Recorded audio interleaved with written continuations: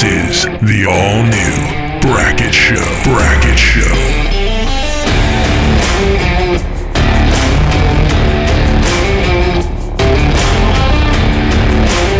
And now, here's Chris Brackett. I feel like it's the Thanksgiving grind.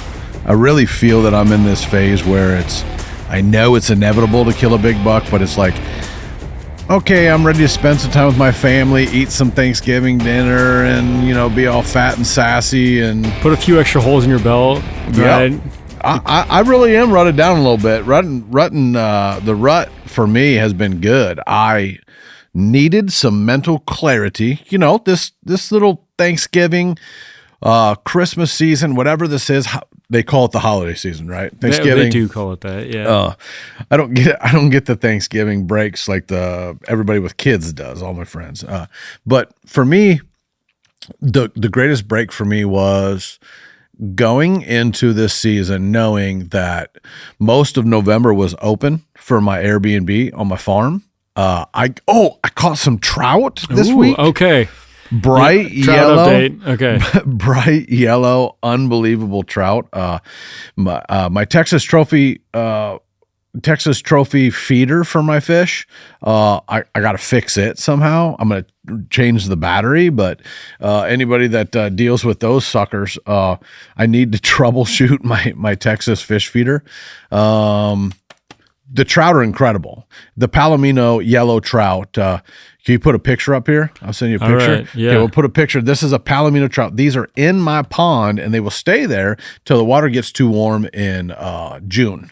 And so all fall, during deer season, during turkey season, I am catching these trout, catching these bass.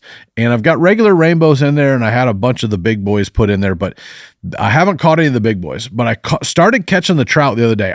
Picture this.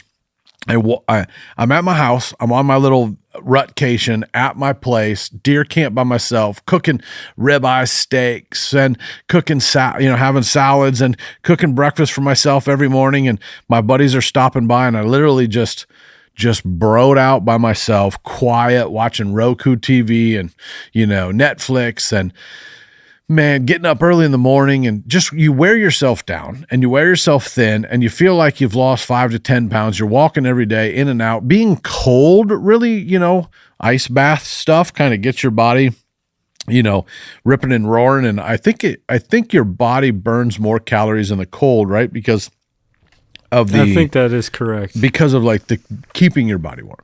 So Yeah. I felt good. I'm walking out the other day, and I got my fly rod there. And my little tackle box, and I've got my entire getup on, all my hunting clothes, my binoculars, my blaze orange, and I've got my muzzle loader laying there, and I grab my fly rod and I catch 5 or 6 of my trout, and I just thought to myself, this might be the greatest day of my life. Living the dream. I'm living Yeah. the dream. What are you doing with those fish once you catch them? I'd handle them like they're like my little babies, and I take the hook out and I throw them right back. You just catch and release? Yeah, and I experimented this last year where we caught some through the ice. The one time we got to ice fish, in all spring I caught them, and by then they were like doubled in size by the spring. And I went, we should eat these, but let me do an experiment this first year. Let me see if I can keep these in the pond and if they'll survive. Nate and Austin from Herman Brothers Fishery said, no, they're not going to survive. And I was like, man, my pond's pretty deep. Let's see if they do. No, they didn't survive. So we are having a fish fry. Okay. Turkey season, fish fry at the Airbnb. Yeah. Well, I'm hoping we get some ice so then we can catch the trout through the ice, cook them right on the grill on the ice. Okay. Wouldn't it be fun? Yeah. Yeah. I would even. How deep is the pond? 25 to 30 feet. Okay. So it's pretty deep. Yeah. But the way they were explaining the oxygen levels and how that works and how the light has to get down and whatever, very interesting. They said there is a device out there that you could buy, but it was like $50,000 to put in the pond. I'm like, nah, that's good. I just buy fish every year. So yeah. It puts some type of oxygen in the water throughout the water columns to get it down deep, and a diffuser or something. And I was like, chlorophyll, borophyll. I don't know what you're talking about. That is crazy. I mean, hey, I guess if you can do it, go ahead. But if I win the lottery, buddy, yeah, I'm going to have like 14 ponds and they're all going to have diffusers and just palomino trout for everybody. For everyone, all around. Oh, yeah. Yeah. Yep. What do we got? We got we had Thanksgiving yesterday. We did, which, this is, I love this time of year, just the holiday season in general. Now, it hasn't felt like the holidays because it's been so warm, right? Yep. But it's starting to cool off, right? We have a little bit of a, cold snap coming through, and it's starting to feel more like winter time. So I hope by the time I'm listening to this podcast, because I listen to them, I want to make sure that I'm doing a good job and keeping myself, who was it? My friend Jeff or whatever was like, don't let me catch you listening to yourself. I'm like, whoa. Strictly out of professionalism. I listen to myself. You only listen to yourself. I'm not sitting there like, look at me, Hey man, I listen to myself all the time. I really do. It's actually kind of funny. I listen to sports radio a lot, and I have a variety of different clients, like Studio has a number of different clients, and multiple times I'll hear commercials that I've produced airing while I'm listening to other stuff. So it seems like I'm listening to myself all the time, but there's just stuff out there. So I was scrolling through watching reels on Instagram or whatever, and I'll pop up on there, and I do think that there is a self-awareness that if you filmed yourself with all your flaws and all your little idiosyncrasies that you may not like, or the sound of your voice. There's so many people that are like, I hate the sound of my voice. I'm like, well, that's the only one you're getting. Yeah. Like, you better get to know yourself. And you can work on it, right? Like, you can improve. I'm saying it as a good thing. Yeah. I'm saying it's a good thing. I've always wanted to come up with like, we need a doctor in the circle, to where we could have like, well, Dr. Bob says. I know several doctors. We could have so mental doctors that I believe that you could start a program where you filmed yourself say a certain thing and watched it over. You're an editor. I'm an editor. When you watch yourself over and over, you're like, I'm not doing that again. I look like an idiot. And like you go, I'm not going to do that anymore. Or you go, I like this way that I talk. And so I'm going to be more that. I think it's warmer. I like that. And I think it's good for the psyche. Do you agree or disagree? As editing yourself. That's a good question. I think it's great. I think it's good for personal edification Growth. and like advancement, right? Okay, hold on. Big word. What? Edification. Okay, go for it. Definition, please. What would be an actual definition? So edification would be like improving yourself, growing in understanding or knowledge. Edification would be like, improving. Word of the day, everybody. Yeah, basically. I could look up an exact definition, but the way I would use it, like if it's used for edification, it's used to to grow, develop an understanding, to better yourself. It's the number one thing I would tell anybody that wanted to sit in this chair and do this job and influence hopefully a generation, hopefully a family, hopefully a man, hopefully your colleagues and friends and even yourself. If you want to sit here and you do this and you talk facts and you say, hey, this is an opinion and this is a fact, and I want to be on a outdoor television show, and in this world, the number one job that these kids want to do is they want to be an influencer. First thing that I would tell them to do was get very comfortable in your skin of either what you know or what you have learned and who taught you. And you can be simply like, I don't know how this is done, but I really like this blue cup, and it's made by Bethany Dornberger, and it has a stamp on the front. And like, you can be a person that conveys what this is, or you can be a person that says like, this is how I feel, or this is right, or an opinionist. Yeah. But I think the very first thing that comes from that is filming yourself, not on a high production or whatever, but being very comfortable with yourself and who Christ made you to be. And where does that unashamed and that shamefulness come from looking at ourselves or our sin? I think that comes from the world. I think that's the dark stuff, rather than there's a big difference when I started following Jesus and went like, that's how he made me. I could be thinner. I could, do this, but I choose not to dye my beard. I choose not to play to those things. I haven't had a haircut in like 2 months. But you just kind of accept yourself like, well, my hair's getting a little shaggy. I should probably keep my face, my beard trimmed up. My wife likes it. And you're doing things for other people. You're not doing things for the flesh.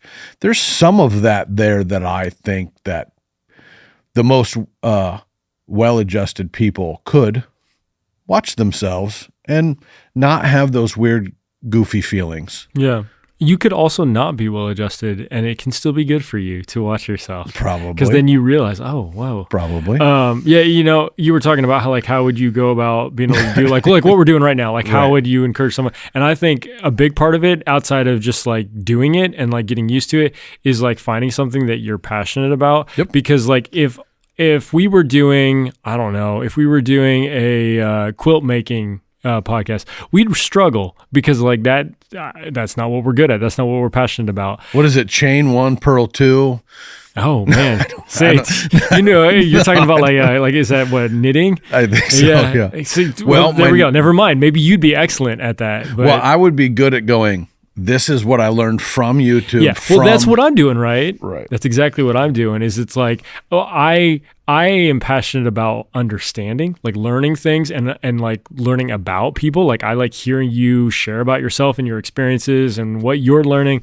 So, I mean, and that's why, little secret behind the scenes. That's why like some of the times when we're doing, even what we're doing now, like questions and stuff, it's like, okay, how am I able to provide like my experience and also like interest me. So every once in a while we talk about more than just hunting. We'll talk about life. We'll talk about experiences and stuff like that. And then as I get to know more about the hunting, then I can add more, Those are my fun. Those are my funnest questions I like to get. Yeah. The most fun that I get to have is when the guys ask questions about real life, real stuff that's maybe not hunting. Hunting's easy. I'll answer those questions like that. I'll say, this is opinion. This is what I know. This is what I don't know. And then the other life stuff is like, well, this is my path. This is where I've been. But we were talking about correlation between ourselves and family and things. And what I really wanted to kind of talk about was tradition. Yes. Traditions. Yeah, because we just had Thanksgiving. Creating new ones, creating these, most people have right now listening to this Thanksgiving weekend off. And I think they're torn between, do I hang out with family or do I go hunting by myself in a tree? Well, maybe you do both. Ooh. Maybe you start a new tradition to where let's bring it back old school. Let's go squirrel hunting. Let's shoot a 22. Let's go after a 12 gauge. Let's let one of the young kids shoot a 12 gauge, a bigger gun. Let's go to maybe somebody got maybe you have an old longbow or an old recurve that you could grab and everybody go outside and have a competition. It's probably going to be a warm Thanksgiving. It's been sweating since April. How do we get our families involved in what we love? Introducing a new person to some type of tradition of hunting. Let's start a new one. Okay. I think our traditions are dying. That classification of family where I know that my mom, when she married my dad, and my dad didn't hunt, but my grandpa Bob Downing, would kidnap my dad. They both worked at the post office. They kidnapped my dad. They would schedule their vacation, and they would drive to southern Illinois to hunt geese. And they would leave after Thanksgiving dinner every year and drive south 6 hours and hunt, wake up the next morning and hunt down in southern Illinois for geese. That somehow, well, the geese don't go down there anymore, but that was a tradition that they looked forward to every year, that the girls got to stay home and do the lady thing and be with family. And then the guys went and had a guy trip and broed out, old style. And how do we implore, how do we inspire, how do we get people to create something, even if it's small, even if it's little bitty? Like what kind of thing, as somebody that's not a super, hunter, outdoorsman, fisher, like yourself, how would you take your boys and say, do we plan a Thanksgiving deer hunt at my farm? Like, do we do that? Do we go run trail cameras? Do we go trapping maybe? Like, think outside the box. I think that's what I want to concentrate on today's episode is 19 is start a new tradition. Buy a couple traps.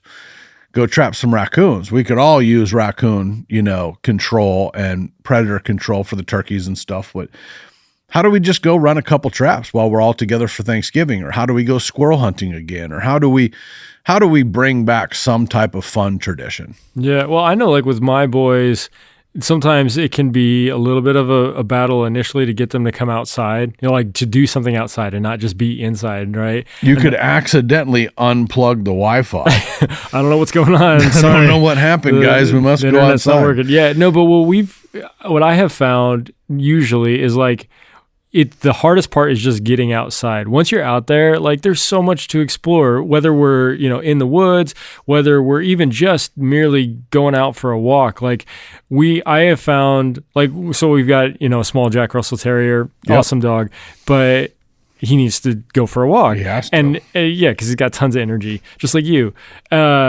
And so I'm like a giant Jack Russell. Yeah, you're a little bigger than Gibson or a little dog. But so I'm like, well, we need to take him for a walk. And they're always like, no, I don't want to go. And every time I convince them like we got to go, they always enjoy it. They never want to come in. We're out and they're like, oh man, I don't want to go back yet, stuff like that. So I think it's just like you get over that hurdle, and then whatever your tradition is, I think if you've got a great property like you've got, then it's just being in it itself is a reward, whether you're actually hunting or just experiencing it. Well, that's why we have some of the blinds that aren't very intrusive. We always talk about them, right? Yeah. Those ones right just in the field that you're going to see a lot of deer. You don't got to go and get all serious, but everybody can go to the blind. Everyone can go to the blind or go sit old style next to a tree for just even a couple hours. They get to go back to their school after vacation and go, I went hunting with my uncle. I went hunting with my buddy. I went hunting with whatever, like they get to go out there. Squirreling would be, there's not many pheasants left, but squirrel hunting, I don't know if there's any statistics, but we're definitely not on a shortage of squirrels. Oh man, we got lots of squirrels. That's for sure. You gave me an idea. I don't know if we could do this or not, but so my oldest son, he's in 2nd grade, and they are doing this project with Flat Stanley. You familiar with Flat Stanley? I am not. Okay, Flat Stanley is basically just you draw a picture of this little guy named Stanley, but he's on a piece of paper. He's cut out, he's colored, so he's called Flat Stanley, and he goes all over the world. I'm picturing SpongeBob but flat. Similarity. So it's just like I said, just like a little piece of paper. And so like all him and his classmates, they send Flat Stanley to like friends, relatives all over the world. They send him like Paris? You could do that. And then the person takes that Flat Stanley and takes a picture of Flat Stanley doing different things. Like, this is Flat Stanley. Like we sent it up to the North Woods, up north near What if we took a picture Canada. of So me? like, oh yeah, with Flat Stanley. That's what I'm saying. Or I could be the outdoor version of Uncle Bubby. Or you are Flat Stanley. I am Flat Brackett. Yeah. You could take Flat Brackett and you could take him with you and put him in the tree stand behind you and take a picture. Those. Like, hashtag Flat Brackett. Somebody's got to do that. Somebody who's listening or watching this, I want you to take a still from this show, cut it out, and then have like a little Flat Brackett with you. Put him in the tree. Yeah, it's like, this is Flat Brackett up in this tree stand, or this is Flat Brackett, he's in a blind, or standing on a turnip in a food plot, in a white gold food plot. Oh man, would be awesome. This is I feel like we've stumbled onto something. Do you know that I used to have a fat head? If someone has a fat head of you, I have. That's a whole bunch of them. So that would be Fat Brackett. Right. But I was skinny then, so it's actually like would be skinny Fat Brackett. Yeah, it's confusing. Bracket. So I had I forget what they were called, but yeah, company called me. Arrow Fliction was super big, goodness. And I have my dog Ace and me holding arrows and me shooting. There are people that I believe have this, that still have that. I'll bet in their beer drinking garage or in their. I used to sign them. Hunt heads is what they were called. I don't even know if they're still out there. I'm gonna look. That's awesome. So if you call to anyone out there who has this. It would be somebody at Harrisburg, Pennsylvania, if they had any. Oh my at goodness. what the old Harrisburg shows. Yeah. No, that would be amazing. I am down with this idea of that or flat bracket. I like flat bracket better than flat Chris. I think flat bracket. Yeah, that'd be awesome. But yeah, I would love to see this fat head of you as well. That's I'm like pasted up telling you. on someone's garage wall or. I'm going to try to find it, but it was Don Pauloff. I think it was Don Pauloff that had that. And yeah, they were hunt heads, I think they were called. Hunt head. Okay. But they were cool. I'm going to have my This is wife amazing. find one. Oh my goodness. And if we can find one, we might just have another one made. But it's hilarious. That's awesome. Yeah. It's hilarious. We can have him So just bad. appear in different so places. what about flat flat So Stanley? here's to go back to the flat Stanley. So basically the whole thing is like taking you take pictures of flat Stanley experiencing different things. So it's like it could be flat Stanley. This is over Thanksgiving break. You just do it when they're doing it this semester. I think it's cool for the teachers and the kids, creative imagery and Yeah. So like my wife's it would be great aunt is in northern Michigan, or no, northern Wisconsin. okay. But in the Northwoods. And so she like took pictures of you. It's just of flat Stanley, like he's posing in front of different things. So it's like him going on a walk, or it's him on a 4-wheeler, or it could be flat Stanley standing in front of the Eiffel Tower, or it could be flat Stanley swimming the English Channel. I mean, it could be like ridiculous stuff. But my thought is like we could see if we could take flat Stanley out onto your property, whether he's in a blind or a tree stand or something. He could go to the blind with us. I think that would be awesome and my funny. gosh. But I do like the flat bracket. I can't find it right now, but I will find this sucker. I posted on Facebook this week that I shot a piebald spiked buck in the back of my truck. It was a goat, and a lot of people thought it was real. And my aunt called me and she goes, "Tell me about the goat. Did you really kill a goat?" And I was like, "No, it was a joke." There was a lot of funny stuff on the internet this week. But so traditions, we're going to do a tradition. People, we got to put me in a blind. And yeah, I love this. Can tradition. you make action figures? Yes, of people and bobbleheads? Well, yeah, there's that too.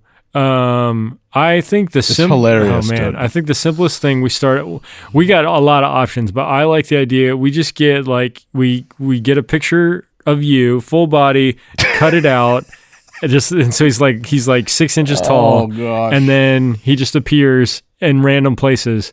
Or you could like photobomb, like someone's taking a picture of maybe their monster buck that they shot. They've got me sitting on it, yes. on the antlers, and then flat brackets sitting there. Oh my gosh! Oh, this is good. This is good. Funny. So yeah, happy Black Friday, everybody. Yep, this is what we're talking about. Black Friday. So what is Black Friday? Oh, it's like Elf on the Shelf too. It is. I am. Oh Elf man, on the Shelf. Dude, Chris on the Shelf. Oh, there's so many options.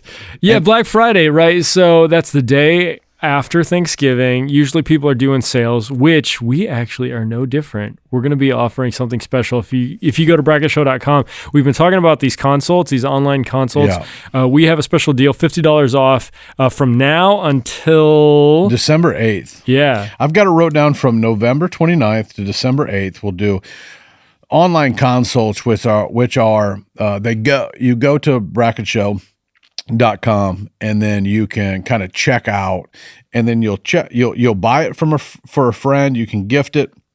We can keep it, we keep it logged. And what it really is that if you know somebody that has a property, somebody that's always listening to the show, that just wants to have a conversation about deer, about life, about future plans for your property, buying property, what bow to buy, anything and everything that somebody could have a conversation for with me in an hour to pick my brain and have a face-to-face conversation about anything, where I do online mapping. So imagine everything that you can do with a computer. What I'll do is normally we get like John Smith, right? Or Brandon Young or whatever it is. And they input their information. This is a gift, or this is paid for by, and da-da-da-da. And that baby is good for year plus, right? Like they don't have to cash it in right now.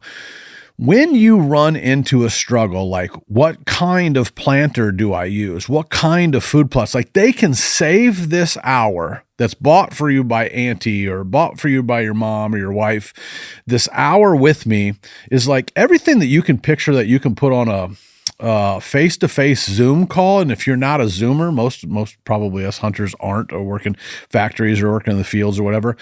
You Skype call or Zoom, right? And then all you have to do is sit down at the computer, and I have, if I know the context, and you then call, once you get it booked, you call and schedule it like, hey, I'd like, I'm off on Christmas break. I'm thinking of planning my new food plots, and I want to do all my design, and I want to run a bunch of questions by you and get everything so I can buy it early. You can schedule that baby for like December 29th, and we can have at 11 a.m. in the morning. We'll sit down, we'll schedule it ahead of time.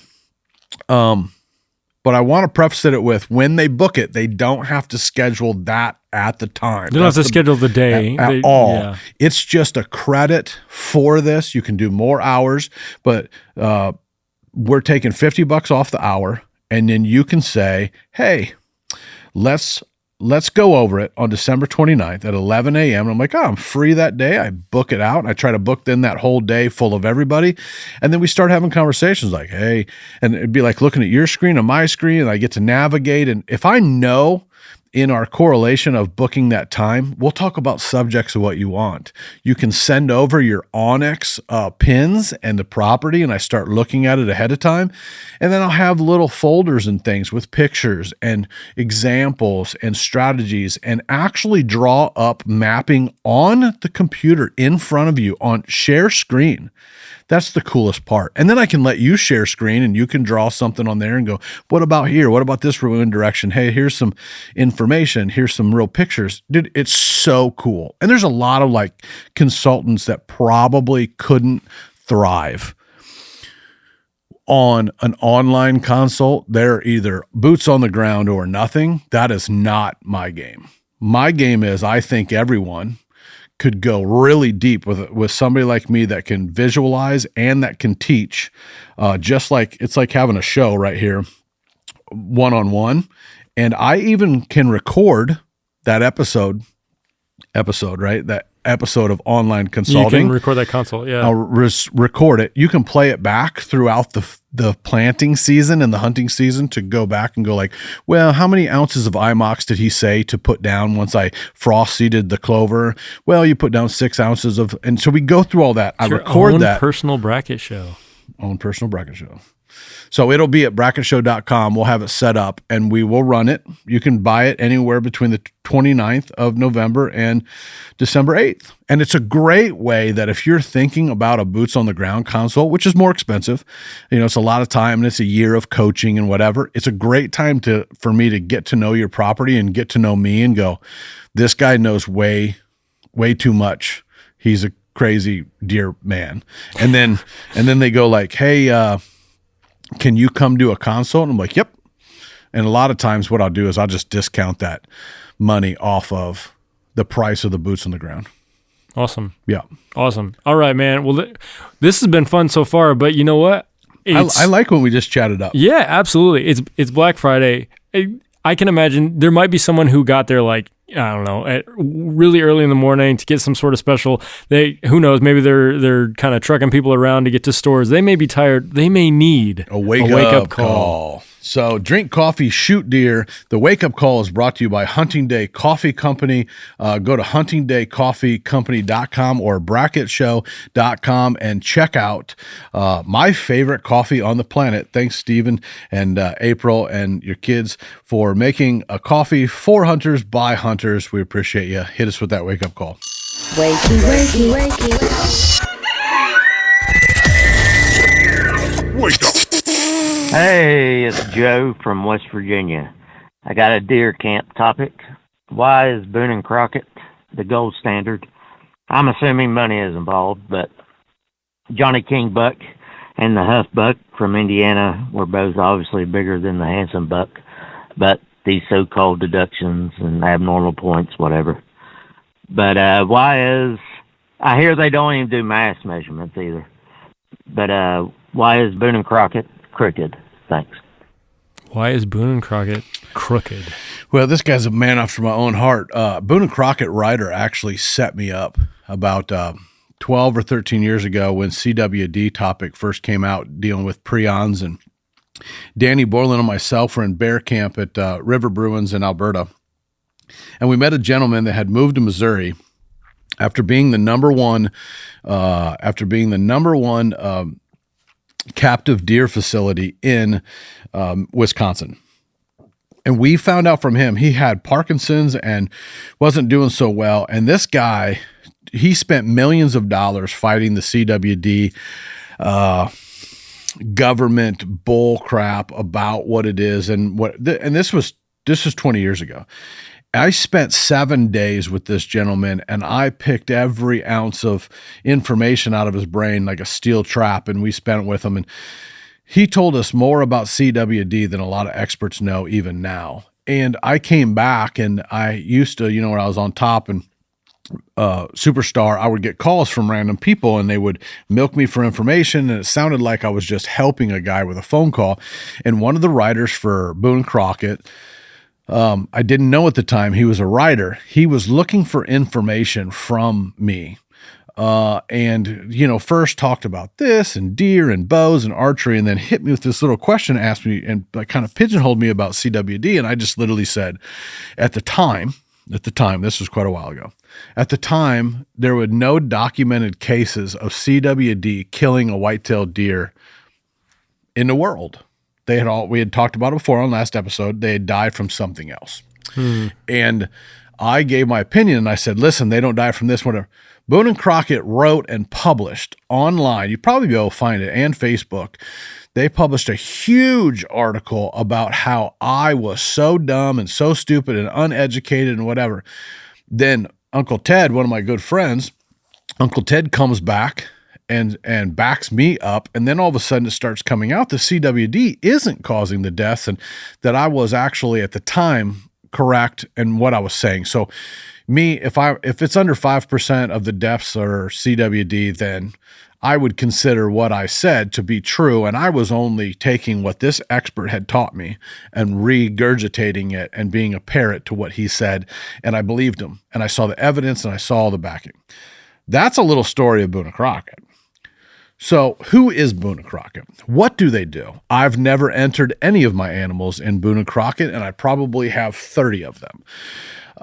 Pope and Young, never entered anything in Pope and Young either. These organizations, back when archery and whitetails and whatever, I don't know enough about them, but I know enough about organized anything. Even sometimes having experiences in the churches, or we're all flawed humans in man, right? And so when you look at what Boone and Crockett is, of course it's going to be a business. Otherwise it wouldn't be categorized as a business, correct? This is a phone, whether it's turned on or not, doesn't matter. So I'm holding up my phone. This is a coffee cup, whether it is what it is. It's just Boone and Crockett is an organization. Is that organization an organization that helps the things that we love grow and secure in this world? I can't answer that. I don't know what their mission statement is, and I don't know what their information of what they actually do is. That would be a great topic for, us to have out into the world and have them talk to us. If you don't follow them, you don't hear from them. But Boone and Crockett it's really strange how they have an all-time, score, which is normally 170 inches and up, right? Okay. Then they have like a 10-year club, which is like 160 inches and up. The fact that there are deductions, the fact that there's only 4 mash measurements, the fact that the deer doesn't get full credit for how much full credit for how much mass he has, and it's arguable about how you can take a rack and put it into water. And now with the scanning technology of like Trophy Scan and some of these other 3D scanning devices that were kind of, mastered by the dental community in 3D scans and, kind of reprinting and 3D stuff, there are so many other ways to start a new scoring thing. But at the end of the day, man, nets are for fish. And the gross amount that you can measure using a standardized thing like Boone and Crockett. I've held the king buck, the Johnny King buck, and it says it has similar bases. Well, there's a lot of bucks out there that have similar bases, and you don't know until you dissect that animal. And at the end of the day, it's calcium, it's a bone. It's like it's really strange how some places will make it and some places won't make it.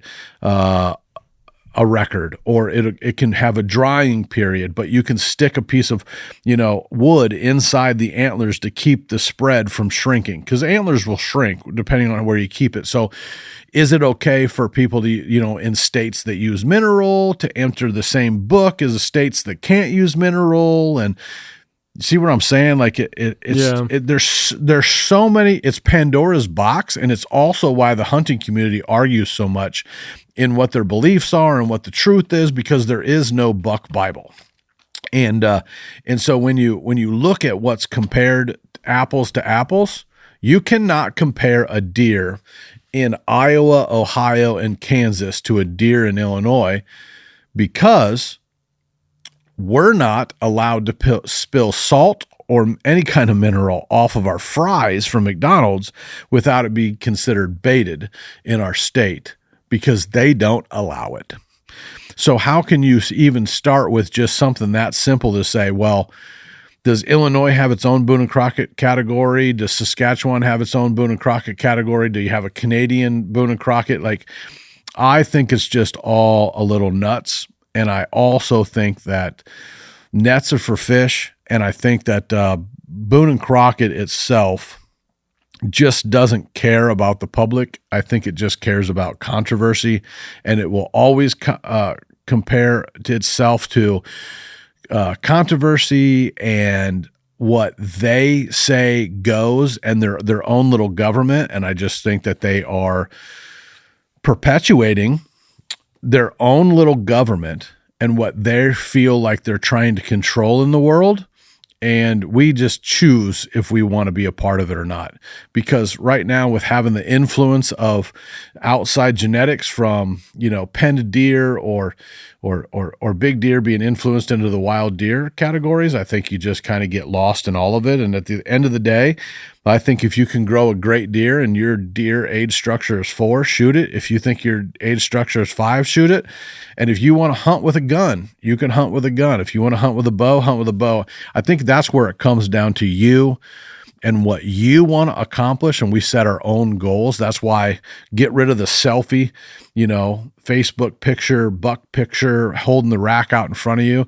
Let's make deer hunting great again. Let's make deer pictures great again. And I say we just forget about Boone and Crockett, and we just call it, structured on Pope. Pope and Young has the same scoring system essentially as Boone and Crockett. They're all kind of the same. Then you got the Buckmaster, which gives more inches and it's got obscurities to it. And so if you just have a standardization of saying, well, it's a 150-inch buck category, I think that's a fine just standard for what we say and what we do. It's also why I don't score the deer down to the inch. I just go, he's somewhere around 165 to 172. Like he's somewhere around there. And a deer breaks off his antler. Should he not count it? If you have a picture of pictures and video of him on your trail camera, there's a lot of 3D imagery AI out there that can recreate that antler, and taxidermists can make that antler the same width, height, and girth or whatever of the antler. Why wouldn't we count it? Why wouldn't we put it back on there? He grew it, give him credit for it. So it's a cool topic. It's a fun topic to have a couple, beers on the deck at deer camp about and talk about. But at the end of the day, it's up to you what you want to shoot and where you want to shoot it. And yeah, I think it's about money, and I think it's about them controlling their own little government. And I'm not a big fan. They can do their own thing. I don't really care. Okay, then. Yeah. All right. Well, this is the Black Friday episode. And so we just had Thanksgiving, and I think, people are eating different things, including maybe pie. So I have a quick question for you before we move on to some more questions. My wife makes the best pie ever. Okay. Will you answer it? No, that was not the question. But okay. So according to the American Pie Council. Are they related to Boone and Crockett? Maybe. Real quick. Boone and Crockett. Is that Daniel Boone and Davy Crockett? Yes. Okay. And they decided to start an organization, and then that organization keeps a book, a Boone and Crockett book. And in that book are all the people that had their deer panel scored and scored to put in a book. If you shoot a really big one, it's panel scored. If you shoot one that you're just a peon and you shoot a 170, it's scored by one person and the other ones look at it. So it's really not really fair. Sure. Very manipulated. Okay. But what might be fair is the American Pie Council. No, they are manipulated too. It's their own little pie government. Yeah, well, okay. So according to the American Pie Council, pumpkin pie is not the most popular pie in America. It is number 2. So my question to you is, what is the number 1 pie in America? If it's not pumpkin pie, what do you think it is? Baseball and American pie and apple pie. And apple pie? Yeah. And we can call it American pie. American pie. American pie is apple pie. Yeah. And I have to tell you, you are correct. Oh, we're supposed to do this. Wait. Yeah. There we go. I cut the music short. I mean, that was pretty easy, but. Yep. What is your favorite? So I'm a big dude because my family are the best bakers and cookers on the planet. Yeah, I like pecan pie. Pecan. Oh yeah, dude. Pecan. I like that pie a lot. I like a pie that is not very common, but is one of my favorites. Is like a peanut butter cream pie. It's kind of like a French silk pie, but it's peanut butter. I really like that a lot. But apple pie is great, or like caramel apple pie. Yeah. Have you had where there's an orchard, I think in Tanner's? No, well, yes, but no, north of us in, I can't remember if it's in Michigan, where they have a brown bag pie. And so shoe fly pie? It's an apple pie, but they cook it in a like paper bag.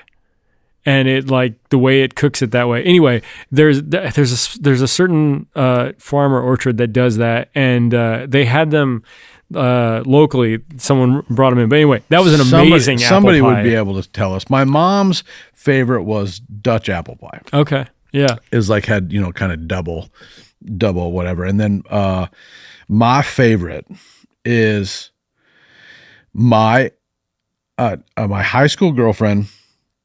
Her mom used to make me blueberry pie, and she and I dreamed about this pie. My wife, Jody, bakes the most incredible pies, and she was like, "Oh my gosh, I wish I could get the recipe for this blueberry pie." This tells you why to always be nice to people, even after you all break up and you're older and you're whatever.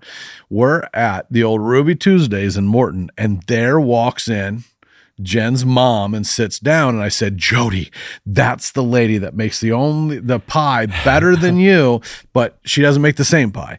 And she goes, "Oh, I'm gonna go talk to her." And she goes over there, and she's like, "Honey, I'm gonna send you the recipe." And she sent my wife the recipe, and my wife crushes it on all pumpkin pies. Okay, she makes an unbelievable pecan pie, and then she crushes it on like blueberry pie. And yeah, I forgot one of my favorite pies. This is kind of rare or random, but I really like mulberry pie. I'm down for that. I love mulberries. I'll eat mulberries. I will punch a raccoon in the face. They're like a weed, but they're delicious. Yeah, I will punch a raccoon in the face to eat the mulberries he's trying to eat, because that's like raccoon's number one favorite food. Yeah, we used to one of the houses that we lived in growing up, we had a mulberry tree in the back, and it would make a mess of the yard. But we would just pick the mulberries all the time and make pie. And I mean, it's just like a berry pie, but mulberries, I don't know, they're really good. Sit there like a fat coon eating them things. Yeah, and you just pull them right off, and yeah,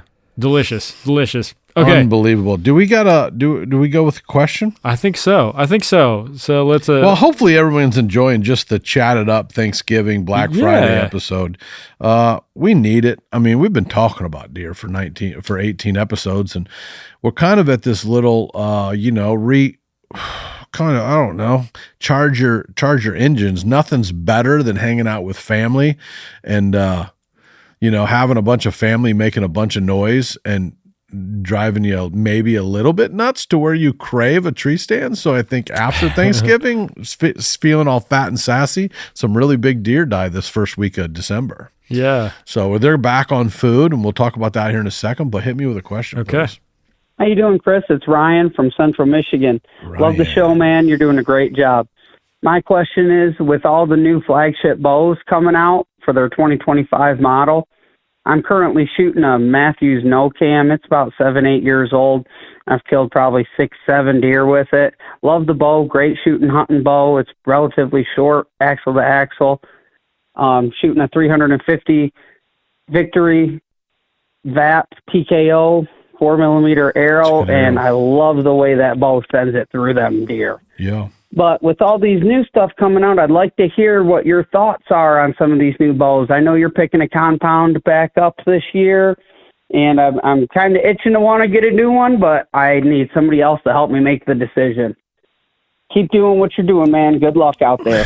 Well, I am not up on the bow game like I used to be, but I do know this. There's a couple of them that I'm really interested. If you don't want to spend the money on a super new bow, a super duper new one, I actually paid for and bought the Phase 4 this year. I traded Kirk's bow, brand new Phase 4 in for a 33-inch axle to axle. If anyone's listening to me and you want to step up your accuracy game, I need you to go to a 33-inch draw length. I don't care how tall you are. I need you to go to a 33, 34, nothing shorter than a 33. If you go to a 33-inch axle to axle and you get around that 7.25-inch brace height, the accuracy on you shooting, because of that, that blackout period that we talked about, when you black out when the deer comes in, it is a lot harder with that string pinch and that angle at a 30 and a 31 and a 29 to get where you need to get fast and acquire the shot. I am going to tell you that the number one thing is you get into a 33-inch axle to axle bow and you will shoot 10 times better than you shoot with that shorter bow. Not only standing there in the field, target shooting with your family and your buddies, but target acquisition in the field, because of the way the bow handles being longer and sets up on the string pinch at the angle on your face, will make you 10 times the shooter and fast acquiring the target. And so in that case, I don't know much about the lift. I don't know much about the Lift X from Matthews. I have no hookup there. Nobody calls me back from there. I don't know anybody. Nobody sent me anything. I didn't get a quiver. I haven't talked to them in 10 years. So honest review is the Phase 4 would be a discounted bow, would be 3 years old by now. I had a brand new Phase 4. That's what I'm shooting at 55 pounds. And I am shooting a Blood Sport evidence. I'm shooting one of the Blood Sport arrows just because no, I'm shooting the Red Maxima arrows, the smaller diameter Red Maxima arrows. That's what I'm shooting right now. A little bit heavier arrow, because I know that I would rather have the heavier arrow to make the bow so deadly quiet that you just hear a thunk. That bow draws pretty smooth. Still hurts my shoulder, but I need surgery. But that bow at 33-inch Phase 4, man, I'll tell you right now, it's very, very, very, very accurate. I was going to leave that alone, but very, very accurate, and it has a nice little thud to it. Every archer out there knows exactly what I'm feeling while I'm trying to describe this, to where it's almost euphoric. I mean, it's almost a romance with that arrow going off. I'm shooting a spot hog sight, a 7-pin. I shoot to 60. I've got it sighted into 80. The thud with that, just, it's so deadening with that little bit heavier arrow. I'm I'm a guy that shoots a little heavier arrow. I'm a guy that shoots a 2.3 beast on the front of it. I got a Luminox set up on the back, an X-Nock, and that carbon red Maxima arrow. It's a good arrow. I like those VAP TKOs. I just had these reds sitting on the shelf. I got a little bit of a helical on about a 2.5 inch AAE hybrid, and then a Luminox on the back. I don't shoot any of the other Nox suckers, lighted Nox out there. I stick true blue to Luminox. They're made in my hometown, and they're my really good friends, and I get to look the people in the eyes that make them. And so I'm a Luminox guy. And then, yeah, man, Spot Hog. I got me a Ultra Rest on my rest. And I'm running a cheap little bitty Octane 6-inch little stabilizer on the front. It balances up great for me. I've got some tennis racket tape, bat tape for my, my handle. And man, I'm just in love with this bow. And don't be scared to grab black, flat spray paint and spray paint you some stripes and take the dull off some of these bows.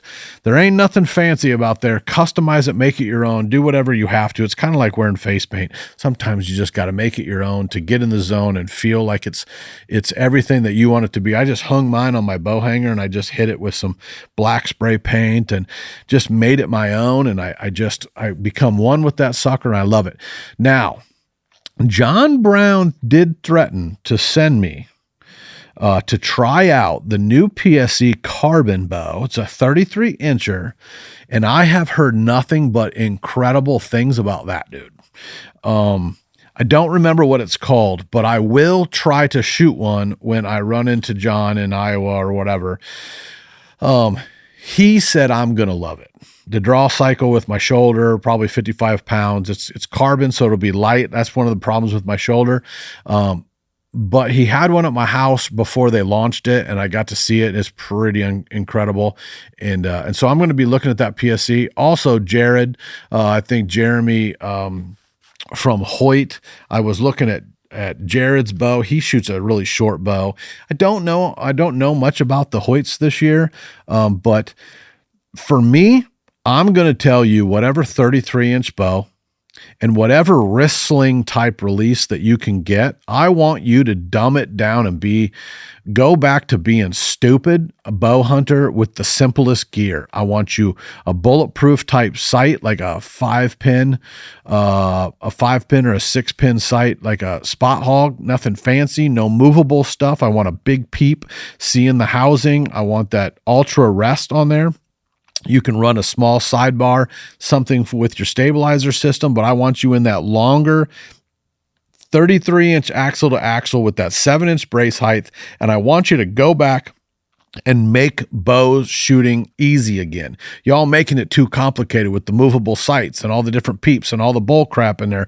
Get you a 33-inch axle to axle, get you a 7-inch brace height, throw you an Ultra Rest on there, get you a really just a solid sight with no fancy on there, and go back to shooting well. I know all of you, when you got into it, there's a class out there like Drew Clays, when we were talking about it and whatever, like everybody going out there and telling me that they got into this 29 and 30-inch draw axle to axle stuff with this short brace height, and none of you can pull it together when it comes time for the shot because the bow's too short and it just doesn't set up correctly. I'm telling you, from an old man that can outshoot you with your own bow, get you down to that. Pay attention to that axle. Pay attention to that long, brace height. And go back to when times were simple, man. You shot better. Trust me. Anyways, that's I don't know which one I'm going to go with, but I know that I got faith that the Lord will put the right partner with us, and I'll be back doing arrow affliction stuff and shooting and whatever with some bow company that wants to support people doing good stuff, and a guy like me that knows bows. Remember that old commercial, Knows Bow? Oh, yeah. Yeah. Bo Jackson, baby. One of the best of the best. So we did the online consultant. Some of the other stuff I want to talk about traditions or whatever is like, how do we bring back the woodsmanship of hunting. We're getting so into these blinds and the stands and the scent, the scent stuff and all this fancy stuff out there, man. What I want to get back? I want to get back to gutting your own animal. I want to get back to people learning how to gut correctly. I want to learn about preparation for the animal and how to gut them and how to clean them and like how to cut off the hocks on their back leg and how to skin and how to get into processing. You know what? You don't have to cut up your cutlets and your meat and package. I don't need you to do that. But what I need you to do is learn how to gut the animal and do it super good. So when you not cut, you don't need to cut through the back pelvis with a saw. You don't need any of that. How do you wring, Chris, it sounds weird, but how do you wring the pelvic, like where the butthole is? Like I take a knife in there and I go around there and I reach my hand in and I get the membrane. And then a lot of people will see me gut a deer, whether it be hanging from the tractor or on the back of the tailgate. I will cut way up on their side where I'm not going to puncture that belly. I'll just start cutting way up on the side where the brown hair is, and I'll cut in from the side and I'll cut all that out and lay it out and then get up there and cut the diaphragm, the esophagus, and then be able to pull everything out in one swipe. My record is under a minute gutting a deer and clean. And I think that if I had to inspire you, so many people say, well, you inspire me, man. I'm 30 years old and you inspire me the last 10 years. I'm going to inspire you for one more thing. Learn how to be the fastest, cleanest, the best gutter out there and do it for all your friends and get really good at it, man. Be a master at it. That's a good trade and skill to have, Chris. And get it cooled down. Yeah. We talked about flat bracket. That's fast bracket. That's fast. Yeah, that's fast bracket. And then we were discussing some stuff about arrow fliction. We were discussing how I have a vision for arrow fliction. So as these companies are picking who they're going to, run with in the next year and what they're going to fund and how they're going to fund different shows and different things. I did a post the other day. Land Guys is a real estate company here in Illinois and across the Midwest. They were bragging about doing 1 million. They said I had 1 million views over the last month and a half on their advertising for their properties. And I looked at this advertising and I thought, well, this is really silly advertising because on Facebook, I just put out a post for Herman Brothers Realty on a property, on the Clinton property. It had 1.7548 thousand, so 1.7 million and 54,000 and whatever change views and looks at just that one post. And we don't even hardly have a website. So I see these companies advertising that, whoa, million, whatever. Isn't it amazing the advertising that's out there with views and impressions and what really happens? I think people are smart enough to know. Am I wrong in thinking that people are smart enough to know what's real and what's fake and what's impressions and views and actual whatever? I think you are wrong. I think that people don't know. They don't even care. I think that people are fooled very easily. And they see it over and over in repetition. Yeah. I mean, I'd like to think that they're smart enough. Maybe, you know what? Our listeners are smart enough. They're smart enough. I think our listeners are smart enough. But your average Joe Blow, I'm surprised at what people don't realize. I am blown away with whitetail properties. I do not like working with them. I've never had a good experience with them. They're still charging some of my friends for years after they've left for invoices because they're arrogant enough to go we taught you, we trained you. And, there's some shady stuff going on out there with the land buy real estate that you're not even getting a crack at the good pieces of land because they're bringing them all. They're selling them before they ever hit the market. And, I've dealt with some whitetail property guys that are holding back 1% by the seller by themselves. They're being trained to hold 1% for themselves and then put out here that it's 4%. And then they'll split or maybe give you 1% on the buy. there's some crooked stuff going out there in the real estate world, man. And that's why I keep my cards pretty close to my chest as far as my clients and who I buy with. I'm a broker in Illinois with Herman Brothers Realty. And, you know, I like the relationship, not the huge, incredible audience and advertising. I hit 1.7 million people on a post. I'm like, listen, if a property is priced well and a person wants to buy a property, they should go with somebody that can give them an extra value of what the PI is and what the timber is and where you could put a pond and the huntability of it and all this other stuff. And that's the stuff that I offer. I mean, you're essentially getting a $5,500 or $7,500 consult with every property that we look at if I'm your buying agent and we're looking for property. So I would love to list some properties in Illinois.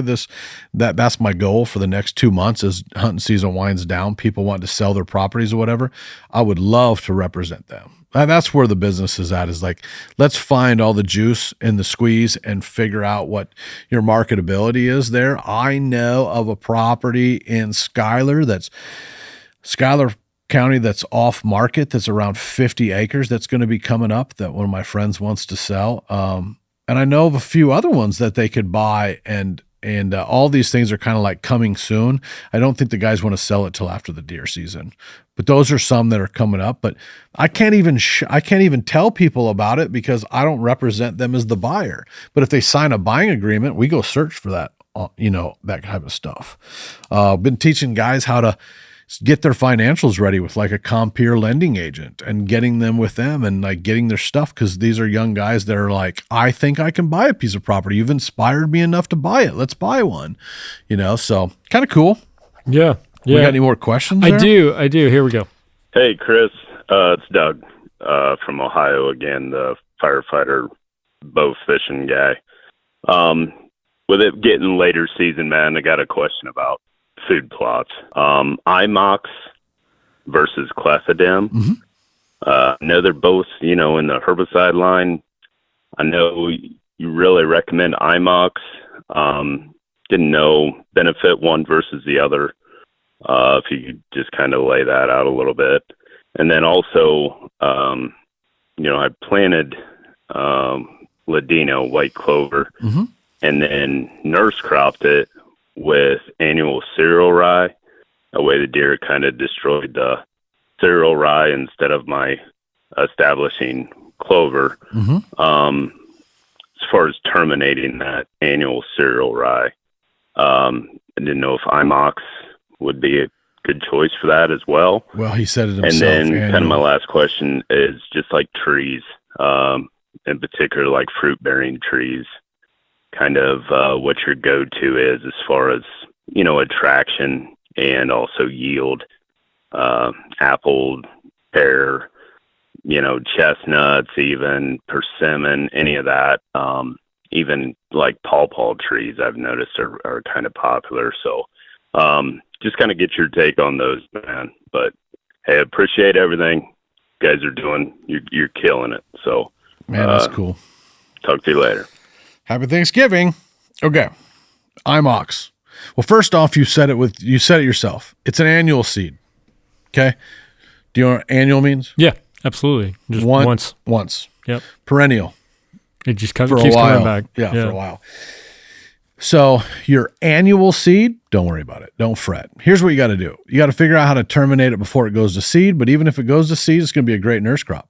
So all you got to do is keep mowing it, and it may go to head, but it's never going to hurt your clover. So what he's really asking is, how do I get grasses like annual oats, rye, winter wheat in my plots, or any grasses? All you have to use is some clethodim. Okay. Clethodim is a grass killer. That's it. Only kills grasses. Won't kill smartweed, which is a invasive plant in your clover. It won't kill thistles, won't kill any of this other stuff. It will only do grasses. So if your pasture, your pasture ground, or I call it pasture, I guess, if you have a lot of clover in an area or did a clover plot and all you have is grass, I think I was ahead of myself, where all you have is grass in and you want to terminate your grass, clethodim mixed with like a surfactant, which helps get it in, take it into, or you can add, what I like to do is add a fertilizer in my tank, just a fertilizer in with my clethodim. And then when I spray it, it will suck it into the grass. It'll suck it into the grass and then terminate the grass, which leaves the clover to grow, right? The imox, here's the good and the bad about imox, whether I'm an imox fan, I can just put my imox in my sprayer on my Polaris and spray all of my clover with imox. Okay. I also keep imox because they work on my sunflowers that I buy that are special sunflowers, that imox will also work on that. So I'll put 6 ounces of imox in this huge tank for this acre, and I will go out there and I will spray the whole thing, and I'll walk away, and imox will literally melt the grasses and the broadleafs in my clover, and then the clover will just be beautiful. Here's what you have to remember about spraying imox on anything that you're going to spray imox on. You can't go back and put brassica seeds and try to grow them in anything you sprayed with imox. They have a long residual to keep any broadleafs away, but it also works in your favor. Remember, if you spray that bad boy with imox in that clover, the residual is going to keep all of those broadleaf smartweed. That's a bad one that gets those little red berries on these little things, and they creepy and crawly, and they take away from your nutrition. They choke out your clover. It will keep them at bay and have a residual in that soil, not allowing them to grow all season. So 1 shot of imox, you have residual in there. You do not get that with clethodim with grass, but you can use butyrate, 2,4-DB butyrate, or clethodim together or separately to do broadleafs and grasses, but grasses are just clethodim. So imox is it'll kill everything except for your clover, but you're going to have residue in the soil that won't let any broadleafs. But that means you can go over it with oats and rye next spring. If you have a ladino clover, Mr. Fireman, what do we call him? We called the one guy Mr. Wisconsin. Mr. Wisconsin, yeah. So we'll just start calling him Mr. Ohio. Mr. Fireman. This is not a sales tactic, but here's what I want you to do. I don't give a crap what clover you guys have in your clover plots. I need you to go buy White Gold Clover Rush mix. This is my mix that I love. Giant ladinos, giant red clover, berseum, legacy white clover. It's got ladino in it. It's got a jumbo ladino in it, and it's got some chicory. I want you to frost seed this. I'm holding up right now Clover Rush, White Gold Clover Rush mix. This does half an acre right here. I want you to frost seed this bag right here on any existing clover that you have in March, and now you're not going to have one kind of clover. You're going to have a bunch of them, and you're going to be better off. And that's kind of your breakdown on the clover. And shout out to White Gold. Check out White Gold. It's at brackettshow.com. If you guys need to ask a question or have a statement or call in like Mr. Ohio, Mr. Wisconsin, and Mr. Fireman, you guys call in and ask a question, and we will try our best to answer it with facts and nerdy logic on something, and some other times it's opinions, and we'll talk about anything. And the number is 309-761-5263, 309-761 LAND, LAND. And awesome. We love questions, man. We do. I know we're going to kind of wrap up here in a little bit, but I guess we'll try. We got a question here. Yeah, he's curious what your take will be on this and if you're going to call him stupid or not. So we'll see here. Hey, Chris. Jamie Welter here, Northeast Iowa.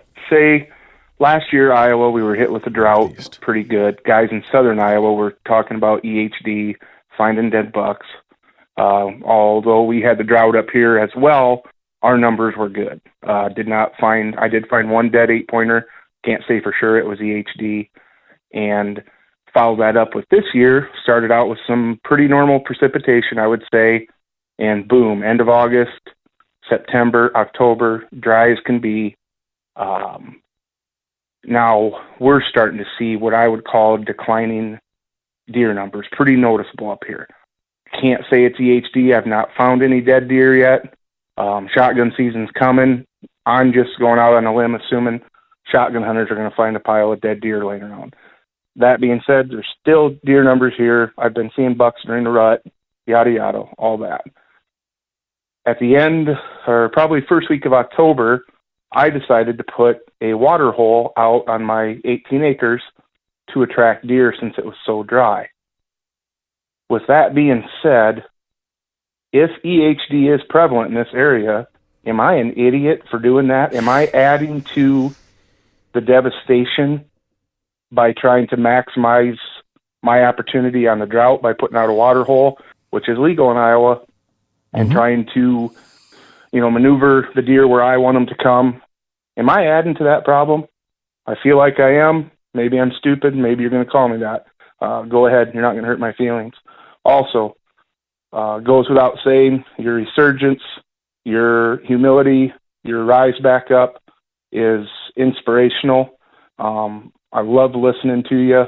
Your brutally honest approach is sorely needed in this industry right now. I'm just a dumb kid from Northeast Iowa. Just work every day, try to hunt when I can, enjoy it. But I want to say, man, love listening to you. What you're doing is great. Keep it up. See you, brother. Man, you're the heart of the soul of the country. I mean, that's what we all do. We all just wake up and work. Some of us don't have kids, and some of us have, I was talking to my wife about what we have in front of us as our gifts. My gift is clearly to be brutally honest and have an opinion and be able to talk and say, this is an opinion and this is the truth and this is science and this is whatever. And I try to have a clear path for that. I pray for that every night, and I have many people praying for me to have that. And we pray before this show to have clear vision and to, to be able to inspire and educate. And, at the end of the day, just talk to people, and especially men, and say, you're not alone. We have the hardest lives as men, but that is the ultimate design, right? Christ's design for men to have hard lives, right? This is not our home. Yeah. We have to have that surrender. We have to, because you got little ones that you got to protect and provide for, and you got a wife that protect and provide for and try to be there for your family. And I'm in a different situation. It's me and my wife, and my mother-in-law, and that's about it. And my sister and my brother-in-law and their family are on their own. And I feel a little bit, inspired and educated daily when we get these calls of guys going, just keep speaking the truth. It's needed. And I'm going to try to. First off, I'm going to talk about the deer population deal. The category of EHD, epizootic hemorrhagic disease, okay, caused by midges in the soil. Midges hatch from and lay their eggs in and around muddy areas. You creating water holes, you have to look at the 10,000-foot view and say, my deer need to be separated to have water. They need water to survive. And if you can spread the water holes out and create steeper banks with less mud, when the rain comes and the water goes up, and then you create these long paths of that muddy water band on your water holes, that's what I would say to try to not have. Does that make sense, Chris, what I'm saying? Yeah. Steeper banks, less mud, less visible mud for them to lay in. Okay. You guys are in a different game over there in Iowa in the off season.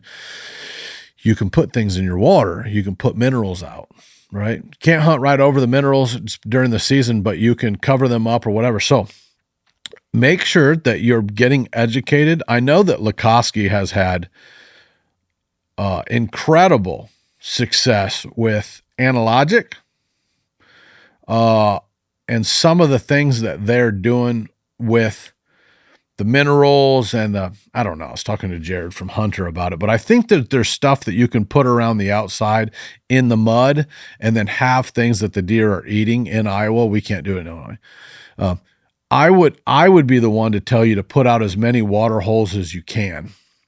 I would keep those deer out of the field ditches, like out in the soybean fields in Illinois and whatever. The places that I know that were hardest hit were ditches in the fields, the waterways that had, that the water sat, killed the beans and the crops and the grasses and stuff. Then they had these big mud flats and the deer were going there to drink, and these huge, amazing, almost amazing big bare patches in the fields, in the soybean fields, were the number one killer for EHD. I think that, yes, you're going to have patches of EHD as gun season gets there. And I know the Northeast being a lot more open country with a lot of pushing, but without having the party hunting in Northeast Iowa this year, you might not have as much pushing and driving of deer, but still are going to find some deer. But if you would have found EHD animals, you would have found them with all the farmers combining beans and corn.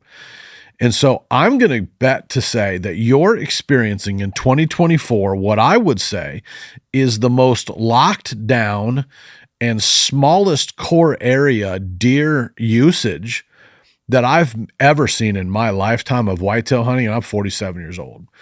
You were just seeing deer compact in these smaller areas, and as your late season gets here, you'll go, where have all these deer been? I really think that your deer are not dead from EHD. I think my deer are not done from EHD.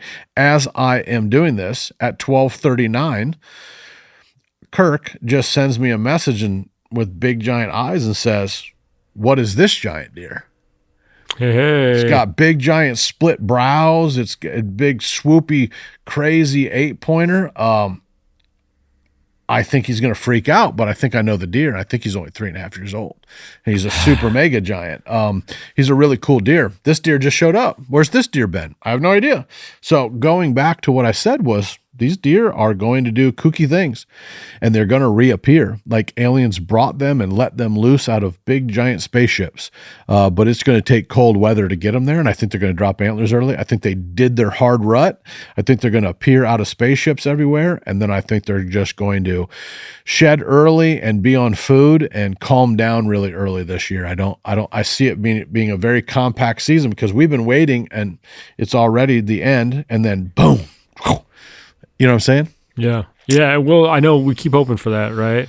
Well, I just think that it hasn't happened. All of a sudden it's going to happen. All the deer are going to be there. The food sources, food, they're going to drop their antlers, and it's going to be the end of the season. You're going to go, what happened? I just waited my life away, but we're all in the same boat, 2024. It's like waiting for Santa to come at the end of the Thanksgiving Day parade, right? Here it comes. Here he is. He's gone. Oh, well. We missed him. Let's hope that doesn't happen. Well, yeah, we'll figure it out. You got to be the trail cam. Got to get out there. Be the trail cam. Got to be ready. Thanks for all the kind words. I mean, it's I'm the eternal deer optimist, bro. So I think he's still going to have a great season. And you know what? If you did get hit with the HD, you're still seeing enough deer. It's only going to help. It's only going to help the genetics really in the long run, because your younger deer are going to be not as susceptible as the older deer. And that's just the way the cookie crumbles. Yeah. Hey, so this being our special Black Friday episode, I wanted to remind you, kind of go back to the beginning of the episode in which we talked about how we're doing a special on BracketShow.com. So if you go there, you can get $50 off consult. So check that out for either yourself or someone you love, someone you care about.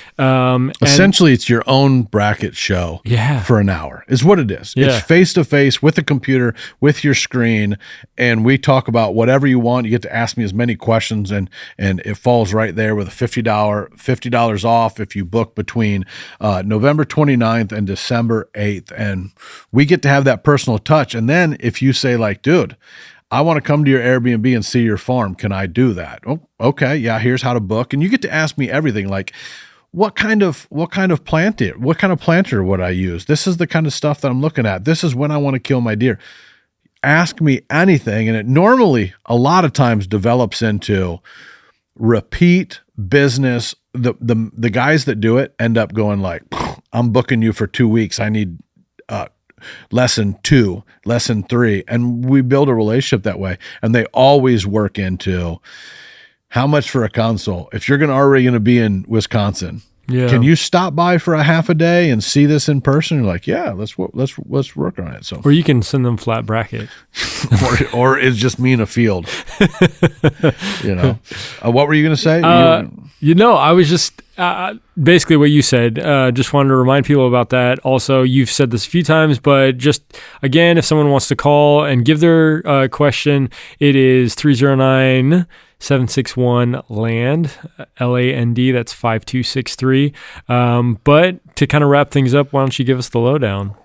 The lowdown is going to be, brought to you by the Lowdown high-speed trail camera viewer. This is a viewer that just has its purpose in the world to where you can throw in your SD card. You can download your pictures to the bigger SD card. You can hook it up to the HDMI on your TV. Lowdown is out of Wisconsin. You can find the links at bracketshow.com. This tablet right here is the Lowdown. Comes in this little pleather case, and you put your cards right in here. It's touchscreen. It's really awesome. It really has a purpose, especially in a deer camp, or especially for that trail camera guy that doesn't want to keep all of your trail cameras on trail camera pictures from the last 5 years on your phone. You can put them on here and scrub through them and compare and move them around and delete and blow them up and screenshot off of this. It's really flipping cool. So the lowdown for this week as we close out and head into December is going to be, this is one of my, as a food plotter and as a manager and as a strategist, I always say the rut is for rookies, and good riddance rut. The rut's over. I am going to be very excited to see the last bucks, the last of the big bucks that haven't been killed, that are doing the last of the rut things, that are coming into areas that over the last really decade, as hunting different properties, you start learning what it looks like where the thermal cover is the best. This is where your switchgrass edges come in. This is what, that I help people with, is create these switchgrass edges that create a wind barrier and have thermal cover, and how we put, blocks of trees and treetops that we dropped down, and where we're looking for south facing hillsides that they get the sun, and how they move differently. And all the stuff that I teach in my consulting work is how do we set these little traps up to where the deer all go back to these thermal cover pockets, and then how do they pour out through what my favorite is first week of December, last week of November, as we get in this little season. They're going to key in on very palatable greens like this clover rush. This is when most people think that my clover is planted for early season. That is not true. This clover rush right now is planted for this first week of December. I will see the biggest deer in a square mile key in on my clover, my lush, beautiful, still green clover, easy to digest, high in protein and high in just what they need after they haven't been eating a lot. They will key in on these greens, on these first south winds after these north winds, and you're going to see them key in on these clover plots. This is the time of year that I'm hunting a turtle or a ground blind tucked off to the side. I watch the deer come out early in the afternoon. These big bucks, all of them will group up together. They'll hit and eat on the clover, and then they'll just walk on by and walk out to the bigger fields, out eating the corn and the soybeans. This is when you stop hunting mornings and you start keying in on afternoon stuff. And honestly, what I really want to end with is when this big front gets here, as these fronts get here, would you please pay attention and stop listening to grandpa and dad and what people used to think that deer moved when the front got here? They don't. Before the front gets here, they walk. They're like, go get the bread and milk, honey. We got a storm. Oh, we got a storm a brewing, and everybody runs to the store. Think of it that way. So before the storm, big feed, because when the storm gets here and it stays here and it socks in, north winds blowing, they lock down and they just sit there and they chew their little cud and they live off their fat. Remember, they're built for this stuff. And those little goats out there with antlers on their head, they just sit in their little beds and their little thickets in the sunshine on the south wind, and they hunker down for 2 or 3 days. And the first time that I've learned from Mark Drury over the years and whatever, and my own intel, is that when you get that south wind and that warm up, and the temperatures hit 45 that day and the high pressure's out and the sun's out, every big deer that you know of, and every deer will walk from noon until 1, 2, 3 in the afternoon, all the way up till dark. But you're going to see early movement as these cold fronts set in, and then the bucks go, okay, I give up. It's about eating. And then they'll come out to this greens and then head out to the beans and the corn. And that's what I really want you to pay attention to and key in on. Don't waste your days when that front is bitter cold and it's coming. They don't like those days. They like when it warms up and then they walk. And if you do that and you pick your days to hunt, you're going to be a lot better off, and you're going to kill some giants, and you're going to go, this is too easy. And I hate giving away all my secrets, but it's what's on my heart to help you guys. And I know guys right now that messaged me this week that was like, I would love to tell people to keep subscribing to your YouTube, but I don't want my friends knowing what you're teaching. Literally had people say that. It's pretty wild, man. So if you guys are listening, I do need you to go to the YouTube. I do need you to share, and I'll keep putting out other videos. And that's kind of the lowdown. I mean, that's episode 19, really, in a nutshell, as we go into December. And I'm hopefully fulfilled from my Thanksgiving experience, and hopefully not missing my mom too much, but I will be ready to get on the edge of the fields and start watching the food plots and the bucks coming back to their little scrapes and watching them do their little thing. And I hope some of them are really run down and really hungry, because I got the food. Food plotter's dream is what this baby's called. You've been waiting. You've been waiting. You've been planning. Waiting. Awesome. Hopefully I see a bunch of people on the online consults. We're booking boots on the ground consults where I come to your farm and I coach you for a year, and I coach you over the phone for a year. I show up in person for a day or so, and we go over your property, and I travel across the Midwest and even sometimes out east, depending on if we can get enough interest out there. And then I travel pretty much from December all the way through April, and I try to book about 20 to 30 consults a year. I normally book them, and I just love helping people. So, planting seed, kissing babies. I don't know, loving it. Walking. You know, I had a drone guy too. I got a drone guy that I think I want to offer with the consults that the guy comes with. Yeah. And then he's going to fly the drone and take before we head out, he's going to take a herd analysis of where the deer are, pictures, where the deer, the little white spots and stuff. And then he's got LiDAR, which is like, you would think it's for lidars, but this LiDAR stuff, which is like, shows the topography and all the deer trail.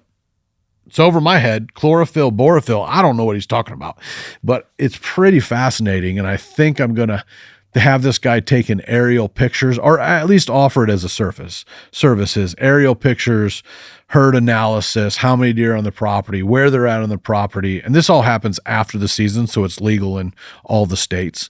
Definitely going to have it done on some of the properties that I already have after the season, and have herd analysis. And it's going to be really cool.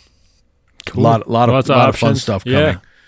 Awesome. Well, check out brackettShow.com. We got more information about that sort of stuff, and call the show. And we're heading into December and enjoying the holiday season. All right. I'm Chris Brackett. That's Chris Zobak. We're out. Have a good end of November. And this is episode 19, The Brackett Show. Booyah.